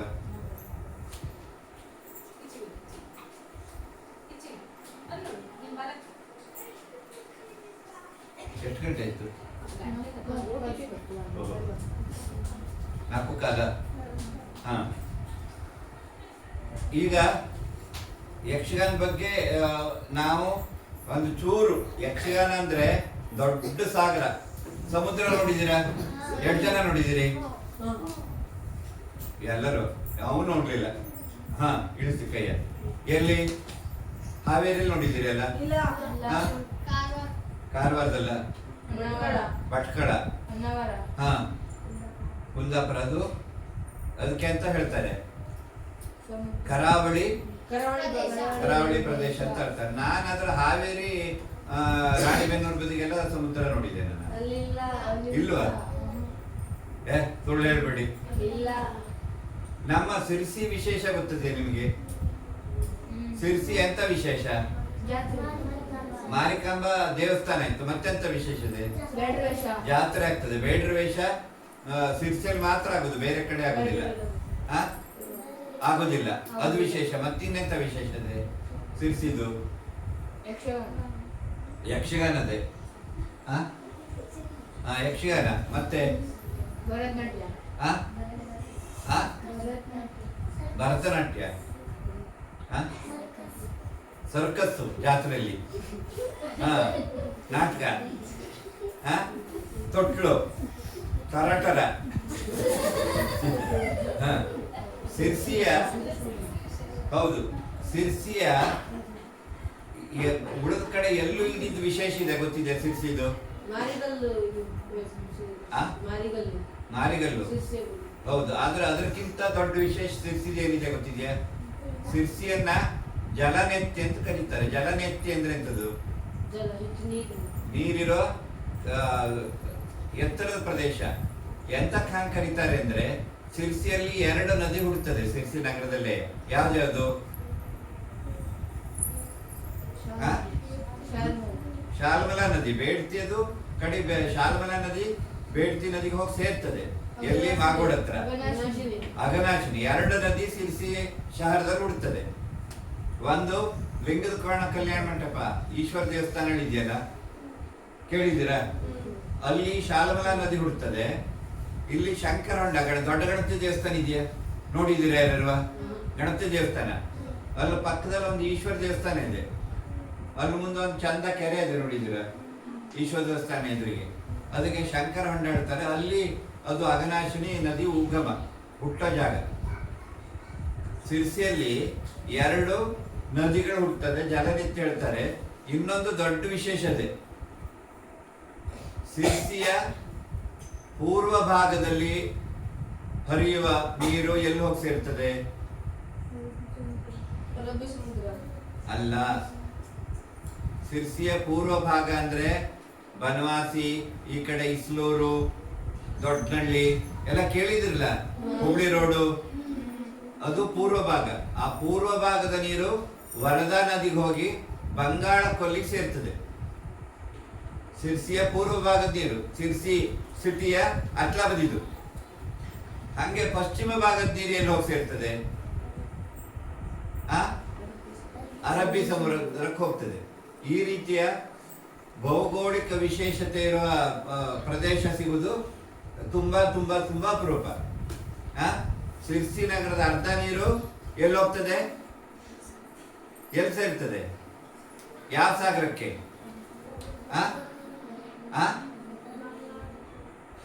ಒಂದು ಅರ್ಧ ನೀರು ಬಂಗಾಳ ಕೊಲ್ಲಿಗೆ ಹೋಗ್ತದೆ, ಅರ್ಧ ನೀರು ಅರಬ್ಬಿ ಸಮುದ್ರಕ್ಕೆ ಹೋಗ್ತದೆ. ಇದು ನಮ್ಮ ಸಿರ್ಸಿ ನಗರದ ವಿಶೇಷತೆಗಳಲ್ಲಿ ಒಂದು. ಮಾರಿ ಜಾತ್ರೆ ಇದ್ದಂಗೆ, ಯಾವುದು ಬೇಡ್ರ ವೇಷ ಇದ್ದಂಗೆ.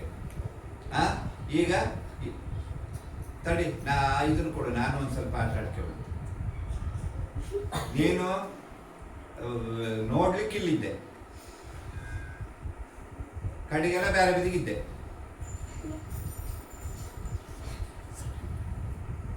ಹೌದಾ? ಈಗ ಪ್ರತಿಯೊಂದು ಮನುಷ್ಯನಿಗೂ ಕಷ್ಟ ಆಡೋದು ಬರ್ತದೆ. ಹೌದಾ? ನಿಮ್ಗೆ ಎಂತ ಕಷ್ಟ ಬರ್ತದೆ?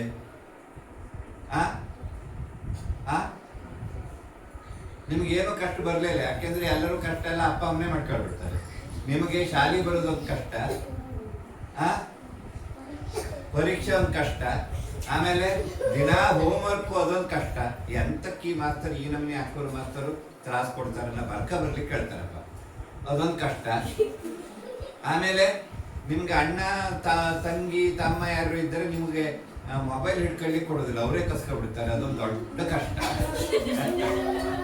ಹೌದಾ? ನಮಗೆ ಶಾಲೆಯಿಂದ ಮನೆಗೆ ಹೋದ್ಮೇಲೆ ಮನೆಯಿಂದ ಶಾಲೆಗೆ ಬರೋವರಿಗೆ ಕೈಯಲ್ಲಿ ಮೊಬೈಲ್ ಹಿಡ್ಕೊಳ್ಳಿಕ್ಕೆ ಆಗೋದಿಲ್ಲ, ಅದು ರಾಶಿ ಕಷ್ಟ. ಆಮೇಲೆ ದಿನ ಸ್ನಾನ ಮಾಡಬೇಕು, ಅದೊಂದು ಕಷ್ಟ. ಇಲ್ಲ ಇಲ್ಲ ದಿನ ಬೆಳಗ್ಗೆ ಸಂಜೆ ಮಧ್ಯಾಹ್ನ ಎಲ್ಲ ಊಟ ಮಾಡಬೇಕು, ಅದೊಂದು ಕಷ್ಟ. ಇಲ್ವಾ? ಪ್ರತಿಯೊಬ್ಬರಿಗೂ ಕಷ್ಟಗಳು ಬರ್ತದೆ. ಆದ್ರೆ ಅದನ್ನ ಪರಿಹಾರ ಮಾಡ್ಕೊಳ್ಳೋದು ಹಂಗೆ ಹೇಳಿದ್ರ ಮೇಲೆ ನಿಮ್ಮ ಜೀವನ ಏನಾಗ್ತದೆ, ಒಳ್ಳೇದಾಗ್ತದೆ. ಈಗ ಅದಕ್ಕೆ ಒಂದು ಕತೆ ಹೇಳಿ ನಮ್ಮ ಕ್ಲಾಸ್ ಮುಗಿಸುವ. ಒಂದು ಊರಲ್ಲಿ ಒಂದು ದೊಡ್ಡ ದೇವಸ್ಥಾನ ಇತ್ತು. ಆ ದೇವಸ್ಥಾನದಲ್ಲಿ ಯಾರ್ಯಾರು ಇರ್ತಾರೆ, ಪೂಜೆ ಮಾಡ್ಲಿಕ್ಕೆ ಭಟ್ರು, ಗುಡ್ಸೋರು, ಗಂಟೆ ಬಾರಿಸೋರು ಅಂದ್ರೆ ಮಂಗಳಾರತಿ ಹೊತ್ತಿಗೆ, ಆಮೇಲೆ ಹೂ ಕೊಯ್ಕ ಬಂದು ಕೊಡೋರು, ಆಮೇಲೆ ಜಾತ್ರೆಯಲ್ಲಿ ವಾದ್ಯ ಬಾರಿಸೋರು, ಹಿಂಗಿದೆಲ್ಲ ಬೇರೆ ಬೇರೆಯವರು ಇರ್ತಾರಲ್ಲ ಒಂದು ದೇವಸ್ಥಾನ ಅಂದ್ರೆ, ದೊಡ್ಡ ದೇವಸ್ಥಾನ ಅಂದ್ರೆ. ನೀವು ವಾದರಾಜ ಮಠದಲ್ಲಿ ಜಾತ್ರೆಯಲ್ಲಿ ಬೇರೆ ಬೇರೆ ಬೇರೆಯವರು ಬರುದಿಲ್ಲ, ಚಂಡೆ ಬಾರಿಸೋರು, ನಗಾರಿ ಬಾರಿಸೋರು. ಹಂಗೆ ಆ ದೇವಸ್ಥಾನದಲ್ಲಿ ಒಂದು ಗಂಟೆ ಬಾರಿಸುವ ರಂಗಣ್ಣ ಅಂತಿದ್ದ. ಯಾರು? ಗಂಟೆ ಬಾರಿಸುವ ರಂಗಣ್ಣ. ಅವನೆಂತ ಕೆಲಸ, ಮಂಗಳಾರತಿ ಹೊತ್ತಿನಲ್ಲಿ ಯಾವಾಗಲೂ ಗಂಟೆ ಬಾರಿಸೋದು, ಹಿಂಗೆ ಸಣ್ಣ ಪುಟ್ಟ ಕೆಲಸ ಮಾಡೋದು. ಆ ದೇವಸ್ಥಾನಕ್ಕೆ ಹಿಂಗೆ ಹರಕೆ ಹೇಳ್ಕೊಂಡ್ರು, ಭಕ್ತರೆಲ್ಲ ಜಾಸ್ತಿ ಬಂದ್ರು, ಕಡೆ ಬೇರೆ ಬೇರೆ ದೇಶದವ್ರು ಬಂದ್ರು, ರಾಜ್ಯದವ್ರು ಬಂದ್ರು, ಹಿಂಗೆ ಜಾಸ್ತಿ ಜನ ಬಂದು ಹೋಗ್ಲಿಕ್ಕೆ ಶುರು ಮಾಡಿದ್ರು. ಆವಾಗ ಆ ದೇವಸ್ಥಾನದ ಆಡಳಿತ ಕಮಿಟಿಯವರು ಎಂತ ಮಾಡ್ತಾರೆ, ನಮ್ಮ ದೇವಸ್ಥಾನಕ್ಕೆ ರಾಶಿ ಜನ ಎಲ್ಲ ಬರ್ತಾರೆ, ಕನ್ನಡ ಬರೋರು, ಕನ್ನಡ ಬರದೇ ಇದ್ದವರು, ಬೇರೆ ಬೇರೆ ಭಾಷೆಯವರೆಲ್ಲ. ಹಂಗಾಗಿ ನಮ್ಮ ದೇವಸ್ಥಾನದಲ್ಲಿ ಕೆಲಸ ಮಾಡೋರು ಎಲ್ಲರೂ ಇಂಗ್ಲಿಷ್ ಕಲಿಬೇಕು. ಹೇಳಿ, ಇಂಗ್ಲಿಷ್ ಕಲಿಯೋದು ಕೆಟ್ಟದ್ದು ಹೇಳೋದಿಲ್ಲ, ಎಲ್ಲರಿಗೂ ಇಂಗ್ಲಿಷ್ ಬರಬೇಕು, ಇಂಗ್ಲಿಷ್ ಕಲಿಬೇಕು. 2 ತಿಂಗಳೊಳಗೆ ಆ ಇಂಗ್ಲಿಷ್ ಕಲಿದಿದ್ದವ್ರನ್ನ ನಾವು ಕೆಲಸದಿಂದ ತೆಗೆದು ಹಾಕ್ತೇವೆ ಹೇಳಿ ಒಂದು ಆರ್ಡರ್ ಮಾಡಿದ್ರು. ಎಂತ ಮಾಡಿದ್ರು? ಆರ್ಡರ್ ಮಾಡಿದ್ರು. ಪಾಪ ರಂಗಣ್ಣಿಗೆ ಓದ್ಲಿಕ್ಕೆ ಬರೋದಿಲ್ಲ, ಬರೀಲಿಕ್ಕೆ ಬರೋದಿಲ್ಲ. ಅವ್ನು ಬರೀ ಗಂಟೆ ಬಾರಿಸು, ವಯಸ್ಸಾಯ್ತು, ಒಂದು 45-50 ವರ್ಷ ಆಯ್ತು. ಅವ ಇಂಗ್ಲಿಷ್ ಕಲಿಬೇಕು ಅಂದ್ರೆ ಎಂತ ಕಲಿತಾನೆ? ಅವನಿಗೆ ತಲೆ ಕೈ ಕಾಲು ಎಲ್ಲ ಆಡ್ಲಿಕ್ಕೆ ಆಗ್ಲಿಲ್ಲ. ಎಂತಕ್ಕೆಂದ್ರೆ ಅವನ ಆದಾಯನೇ ದೇವಸ್ಥಾನದವ್ರು ಕೊಡೋ ಪಗಾರ. ಎಂತ ಮಾಡ್ತಾನೆ? ಪಗಾರ ಕೊಡದೇ ಇದ್ರೆ ಆಯ್ತು, ಮಕ್ಕಳ ಸಾಕೋದು ಹೆಂಗೆ, ಅವ್ರನ್ನ ಶಾಲೆಗೆ ಕಳ್ಸೋದು ಹೆಂಗೆ, ಅವ್ರ ಫೀ ಕಟ್ಟೋದು ಹೆಂಗೆ, ನನಗೆ ಕೆಲಸವೇ ಇಲ್ಲಲ್ಲ, ಮತ್ತೆ ಜಮೀನಿಲ್ಲ, ತೋಟ ಗೆದ್ದೆ ಇಲ್ಲ, ಎಂತ ಮಾಡಿದವಳು ತಲೆ ಮೇಲೆ ಕೈ ಹೊತ್ತ ಕೂತ. 1 ತಿಂಗಳಾದ್ರೂ ಅವ್ನಿಗೆ ಇಂಗ್ಲೀಷು ಕಲೀಲಿಕ್ಕೆ ಆಗಲಿಲ್ಲ. ಒಂದು ದಿನ ದೇವಸ್ಥಾನದವರು, ನಾಳೆಯಿಂದ ನೀನು ಗಂಟೆ ಬಾರಿಸ್ಲಿಕ್ಕೆ ಬರೋದು ಬೇಡ, ನಿನ್ನ ನೌಕರಿಯಿಂದ ತೆಗೆದು ಹಾಕಿದ್ದೇವೆ, ಬೇರೆಯವರು ನೇಮಿಸ್ಕೊಂಡಿದ್ದೇವೆ ಹೇಳಿ. ಪಾಪ ಅವನಿಗೆ ಆಕಾಶವೇ ತಲೆ ಮೇಲೆ ಬಿದ್ದಂಗಾಯ್ತು. ನೀವೆಂತ ಮಾಡ್ತಾ ಇದ್ದೀರಿ? ಆಕಾಶವೇ ತಲೆ ಮೇಲೆ ಬಿದ್ದಂಗಾಯ್ತು. ಎಂತ ಮಾಡುದು ಅಂದ್ರೆ ಅವನಿಗೆ ಬೇರೆ ಎಂತ ಕೆಲಸವಿಲ್ಲ, ಬರುದಿಲ್ಲಲ್ಲ. ದೇವಸ್ಥಾನದ ಹೊರಗೆ ಬಂದು ನಿಂತ್ಕೊಂಡ, ಕೆಲಸದಿಂದ ತೆಗೆದು ಹಾಕಿದ್ರು. 1 ದಿನ ನಿಂತ್ಕೊಂಡ, 2 ದಿನ ನಿಂತ್ಕೊಂಡ, ಬೇರೆ ಎಂತ ಕೆಲಸ ಬರುದಿಲ್ಲ. ಊಟಕ್ಕೂ ಈಗ ಅಕ್ಕಿ ತರ್ಲಿಕ್ಕೆ, ತರಕಾರಿ ತರ್ಲಿಕ್ಕೆ ದುಡ್ಡಿಲ್ಲ, ಎಂತ ಮಾಡೋದ್ರಿ? ಆವಾಗ್ಲೇ ಪ್ರಚಾರ ಪಡೆದಿತ್ತಲ್ಲ ದೇವಸ್ಥಾನ, ರಾಶಿ ಜನ ಬಂದಿದ್ರು, ಸುಮಾರು ಜನ ಅಲ್ಲವ ಬಂದವರು. ಅವ್ರಿಗೆ ದೂರದಿಂದ ಬರ್ತಾರೆ, ಆಸರಾಗಿರ್ತದೆ, ಹಸಿವಾಗಿರ್ತದೆ. ಇಲ್ಲೊಂದು ಕಾಫಿ ಚಾ ಎಂತಾದ್ರು ಸಿಗ್ತದೆ ಕೇಳಿದ್ರೆ ಈಗ ಗಂಗಣ್ಣ ಹತ್ರ. ಇಲ್ಲ, ಇಲ್ಲಿ ಎಂಥದ್ದಿಲ್ಲ, ಇಲ್ಲಿ ದೇವಸ್ಥಾನಕ್ಕೆ ಬರ್ತಾರೆ, ಪೂಜೆ ಮಾಡಿಸಿ ಹೋಗ್ತಾರೆ, ಹೋಟ್ಲ್ ಗಿಟ್ಲ್ ಏನೂ ಇಲ್ಲ, ಕಾಫಿ ಚಾ ಸಿಗೋದಿಲ್ಲ ಅಂತ. ಹೌದಾ, ಎಂತ ಮಾಡ್ಬೇಕಾಯ್ತು, ಒಂದು ಕಾಫಿ ಚಾ ಸಿಗುದಿಲ್ಲ ಇಲ್ಲಿ ಅಂದ್ರು. ಗಂಗಣ್ಣಂಗೆ ಒಂದು ಆಲೋಚನೆ ಬರ್ತಾರೆ, ಎಲ್ಲರೂ ಕಾಫಿ ಚಾ ಕೇಳ್ತಾರೆ. ನಾನು ಇಲ್ಲೊಂದು ಸಣ್ಣ ಕಾಫಿ ಚಾ ಇಟ್ಕೊಂಡು ಮಾರಾಟ ಮಾಡಿದ್ರೆ ಹೆಂಗೆ ಹೇಳೋ ಒಂದು ಯೋಚನೆ ಬಂತು. ಮರುದಿನ ಒಂದು ಸಣ್ಣ ಟೇಬಲ್ ತಂದು ಇಟ್ಕೊಂಡ, ಒಂದು ಸಣ್ಣ ಬೋಗಣಿ ತಂದ, ಚಾ ಮಾಡಿ ಕಾಫಿ ಮಾಡಿ ಕೊಡ್ಲಿಕ್ಕೆ ಶುರು ಮಾಡಿದ. ಜನ ಎಲ್ಲ ಬಂದವರು, ದೂರದಿಂದ ಊರಲ್ಲಿ ಬಂದವರು ಅವನ ಹತ್ರ ಕಾಫಿ, ಚಾ, ಬಿಸಿನೀರು, ಕಷಾಯ ಎಲ್ಲ ತಗೊಳ್ಳಿಕ್ಕೆ ಶುರು ಮಾಡಿದ್ರು. ಸ್ವಲ್ಪ ದುಡ್ಡಾಯ್ತು ಅವನಿಗೆ. ಕಡೆಗೆ, ಗಂಗಣ್ಣ, ನೀನು ಚಾ ಕಾಫಿ ಎಲ್ಲ ರಾಶಿ ರುಚಿ ಮಾಡ್ತಾ, ತಿಂಡಿ ಸಿಗೋದಿಲ್ಲ ನಾವು ಕೇಳಿದ್ರು ಬಂದವರೆಲ್ಲ. ಅವಾಗ ಇವನು ಒಂದು ಸಣ್ಣ ಚಪ್ಪರ ಹಾಕೊಂಡು, ಒಂದು ಸಣ್ಣ ಅವಲಕ್ಕಿ, ಇಡ್ಲಿ ಹಿಂಗೆ ಮಾಡೋ ತಿಂಡಿ ಇದು ಮಾಡಿದ. ಹಿಂಗೆ ಅವನು ಹೋಟ್ಲು ಬೆಳೀತಾ ಇತ್ತು.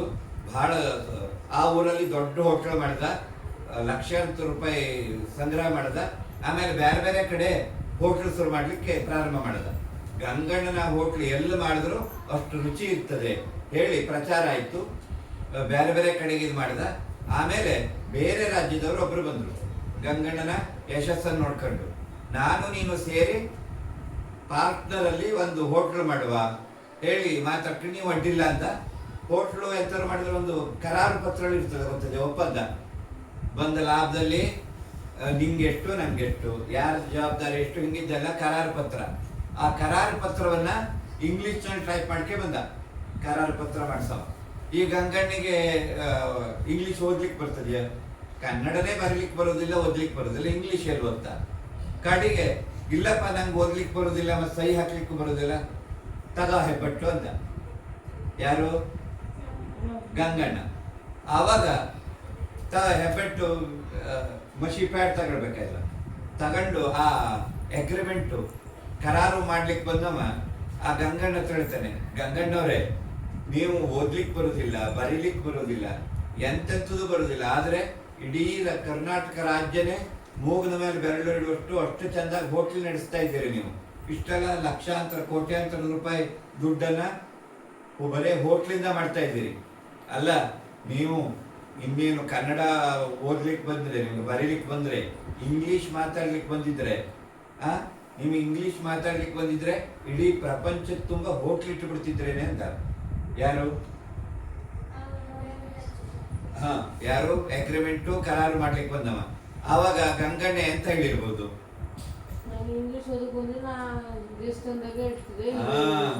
ಅವ ಆವಾಗ ಗಂಗಣ್ಣ ಹೇಳ್ತಾನೆ, ನಂಗೆ ಇಂಗ್ಲಿಷು ಮಾತಾಡ್ಲಿಕ್ಕೆ ಬಂದಿದ್ರೆ ನಾನು ಇನ್ನವರೆಗೂ ಗಂಟೆ ಹೊಡಿತಾನೆ ಇರ್ತಾನೆ ದೇವಸ್ಥಾನದಲ್ಲಿ ಇರ್ತಿದ್ದೆ ಹೇಳಿ.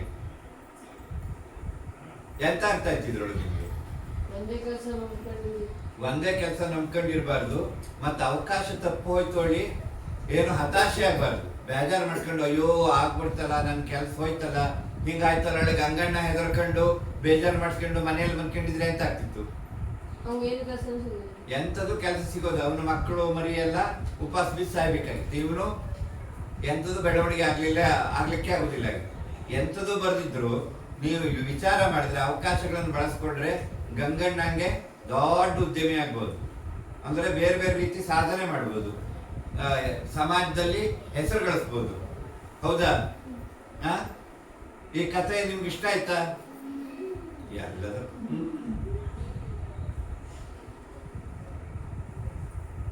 ಇವತ್ತು ನಿಮಗೆ ಭಯಂಕರ ಊಟವೇ ಜಾಸ್ತಿ ಆಗಿತ್ತು. ಹೌದು. ಈಗ ಲಾಸ್ಟ್ ಒಂದು ಆಟದ ಮೂಲಕ ನಮ್ಮ ಕಾರ್ಯಕ್ರಮ ಮುಗಿಸ್ಬಿಡುವ. ಸ್ವಲ್ಪ ಕುತ್ಕೊಂಡಲ್ಲೇ ಆಟ. ಈ ಆಟಕ್ಕೂ ಒಂದು ನೀತಿ ಇದೆ. ನಿಮ್ಗೆ ಬೇರೆ ಬೇರೆ ರೀತಿ ಆಟ ಆಡಿಸ್ತಾರಲ್ಲ, ಎಲ್ಲರೂ ನನ್ನನ್ನೇ ನೋಡ್ತಾ ಇರ್ಬೇಕು, ನಾನು ಹೇಳಿದ್ದನ್ನು ಮಾಡ್ಬೇಕು. ಹೇಳಿದ್ದನ್ನು ಮಾಡುದಲ್ಲ, ಮಾಡಿದ್ದನ್ನು ಮಾಡ್ಬೇಕು, ಹೇಳಿದ್ದನ್ನು ಮಾಡಬಾರ್ದು. ಈಗ ಚಪಾತಿ ಅಂದ್ರೆ ಹೀಗೆ, ಚಪಾತಿ ಅಂದ್ರೆ ಹೇಗೆ? ಹೀಗೆ. ದೋಸೆ ಅಂದ್ರೆ ಹೀಗೆ, ಇಡ್ಲಿ ಅಂದ್ರೆ ಹೀಗೆ, ಟೀ ಅಂದ್ರೆ ಚಪಾತಿ, ದೋಸೆ, ಇಡ್ಲಿ, ಟೀ. ಈಗ ಒಮ್ಮೆ ನಾನು ಇಡ್ಲಿ ಹಿಂಗ್ ಮಾಡಿದ್ರೆ, ನಾನು ನೋಡ್ಕೊಂಡು ನೀವು ಹಿಂಗ್ ಮಾಡಿದ್ರೆ ಅಂತ ಆಗ್ತೀರಿ? ಔಟ್ ಆಗ್ತೀರಿ. ಗೊತ್ತಾಯ್ತಲ್ಲ? ಈಗ ಸ್ಟಾರ್ಟ್ ಮಾಡುವ ಆಟವ. ಇಡ್ಲಿ ಎಲ್ಲರೂ ಮಾಡಿ, ನಾನು ನೋಡ್ತಾ ಇರ್ಬೇಕು ಎಲ್ಲರೂ. Tea, chapati, dosa, tea, idli, chapati, dosa, tea. ಯಾರು ಹಿಂಗ್ ಮಾಡಿದವರು?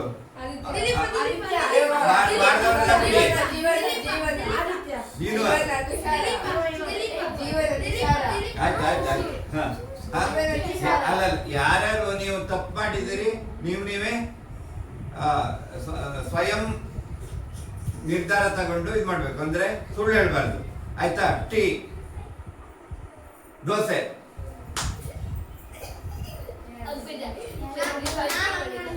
ದೋಸೆ, ಚಪಾತಿ, ಇಡ್ಲಿ, ದೋಸೆ. Dosa, tea, idli, chapati, tea, dosa. ಹಾ ಹಾ ದೋಸೆ, ದೋಸೆ, ಟೀ. ಯಾರು ತಪ್ಪಳೆ ಹೊಡೆದವರು? ಹಾ ಟೀ, ಇಡ್ಲಿ, ದೋಸೆ. ಯಾರದ್ದು ತಪ್ಪಳೆ ಬಂತು? ಯಾರು ಹೊಡೆದವರು? ಹಾ ದೋಸೆ, ದೋಸೆ, ದೋಸೆ, ಟೀ, ಇಡ್ಲಿ, ದೋಸೆ. ಹಾ ಹಾ ಹಾ ಸಾಕು. ಇದು ಎಂತ ಹೇಳ್ತದೆ ಈ ಆಟದಿಂದ ಏನ್ ಕಲಿಬಹುದು ನೀವು? ಲಕ್ಷ ಕೊಡುದು ಅಂದಾಯ್ತು, ಇನ್ನೇನ್ ಕಲಿಬಹುದು? ಆಲ್ಸೋದು, ಕೇಳೋದು. ಬರೇ ಕೇಳಿದ್ರೆ ಆಗ್ತದ್ಯಾ? ಮಾಡುದು. ಬರೇ ಮಾಡಿದ್ರೆ ಆಗ್ತದ್ಯಾ? ಹೇಳ್ದಂಗೆ ಮಾಡುದು. ಕಡೆಗೆ ನೋಡುದು. ನೀವು ಎಷ್ಟೋ ಸರಿ ಕಣ್ಣು ತೆರಕೊಂಡು ನಿದ್ದೆ ಮಾಡ್ತೀರಿ ಅಂದ್ರೆ ನೀವು ನೋಡ್ದಂಗೆ ಕಾಣಿಸ್ತದೆ, ಆದ್ರೆ ಮನಸ್ಸಿನಲ್ಲಿ ಎಂಥದ್ದು ಆಗೋದಿಲ್ಲ. ಗೊತ್ತಾಯ್ತಲ್ಲ? ಕಣ್ಣು ತೆರಕೊಂಡು ನಿದ್ದೆ ಮಾಡ್ತೀರಿ. ಈ ಆಟದಿಂದ ಯಾವಾಗ್ಲೂ ಎಚ್ಚರಾಗಿರ್ಬೇಕು. ಎಂಥದ್ದು ನೀರನ್ನು ಸೋತ್ ಕುಡಿಬೇಕು ಹೇಳ್ತಾರಲ್ಲ, ಹಂಗೆ ಎಲ್ಲದನ್ನು ವಿಚಾರ ಮಾಡ್ಬೇಕು ಹೇಳೋದನ್ನ ಈ ಆಟ ಕಲಿಸ್ತದೆ. ಇಷ್ಟ ಆಯ್ತಾ? ಹಾ ಮಾಸ್ಟ್ರು, ಟೈಮ್ ಆಯ್ತಾ? ಹಾಗಿದ್ರೆ ಇವತ್ತಿನ ಈ ನನ್ನ 2 ದಿನದ ಕಾರ್ಯಕ್ರಮವನ್ನ ಅಂದ್ರೆ ಯಕ್ಷಗಾನ ಬಗ್ಗೆ ತರಬೇತಿ ನೀಡೋದಕ್ಕೆ ನಾವು ಮುಕ್ತಾಯ ಹಾಡುವ. ಇಲ್ಲಿವರೆಗೆ ಅವಕಾಶ ಕೊಟ್ಟಂತ ಶಿಕ್ಷಕ ವರ್ಗದವರಿಗೆ ಮತ್ತೆ ನಿಮಗೆ ಇವತ್ತಂತೂ ಬಹಳ ನಿದ್ದೆ ಮೂಡ್ನಲ್ಲಿ ಹೊಟ್ಟೆ ತುಂಬಿಕೊಂಡು ನಿದ್ದೆ ಮೂಡಲ್ಲಿ ನನ್ನ ಮಾತನ್ನು ಕೇಳಿದ್ದಕ್ಕೆ ಅನಂತ ಧನ್ಯವಾದಗಳು.